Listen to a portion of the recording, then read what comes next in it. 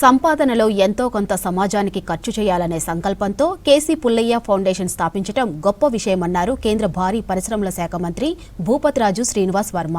అతి తక్కువ కాలంలోనే ఈ ఫౌండేషన్ సేవలు అన్ని ప్రాంతాలకు విస్తరించిందని తెలిపారు. హైదరాబాద్ దోమలగూడలోని కేసీ పుల్లయ్య ఫౌండేషన్ ప్రధాన కార్యాలయాన్ని ప్రారంభించారు కేంద్ర మంత్రి. వివిధ రంగాల్లో సేవలందించిన ప్రముఖులను సత్కరించారు భూపతిరాజు.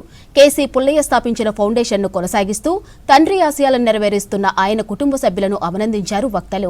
ఈ కార్యక్రమానికి రాజ్యసభ సభ్యులు లక్ష్మణ్, మాజీ ఎమ్మెల్యే గణేష్ గుప్తా, ఫౌండేషన్ ట్రస్టీలు పాల్గొన్నారు.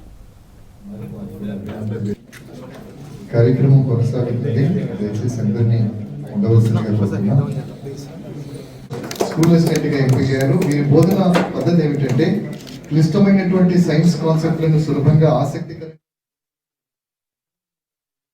ఏదైతే వేళ కేసీ పుల్లయ్య గారి పేరుతో ట్రస్ట్ యాక్టివిటీ నిర్వహిస్తున్నటువంటి 2008లో వారి తండ్రి గారు స్థాపించారు ఈ ట్రస్ట్.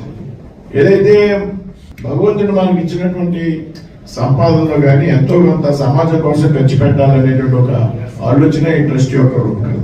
చాలా మంది చాలా డబ్బు సంపాదించి ఇవాళ డబ్బు సంపాదించడం అనేది చాలా ఈజీ అయిపోయింది రకరకాల మార్గాల ద్వారా. అయితే ఆయన కష్టాన్ని నమ్ముకున్నటువంటి వ్యక్తి ఏదైతే మనకు వచ్చినటువంటి సంపాదనలో సమాజం కోసం ఖర్చు పెట్టాలని ఆయన ఉండగానే స్థాపించినటువంటి ట్రస్ట్ ఆయన 2012లో ఆయన మరణించడం తర్వాత ఏదైతే వారి కుమారుడు తండ్రి గారి సంకల్పం ఏదైతే ఉందో ఆ సంకల్పాన్ని ముందుకు తీసుకెళ్లాలనేటువంటి ఆలోచన. దాదాపు 10,250 మందికి ఇప్పటికి శిక్షణ ఇవ్వడం స్కిల్ డెవలప్మెంట్ ద్వారా, అందులో 85%కి ప్లేస్మెంట్ కూడా చూపెట్టడం అనేది.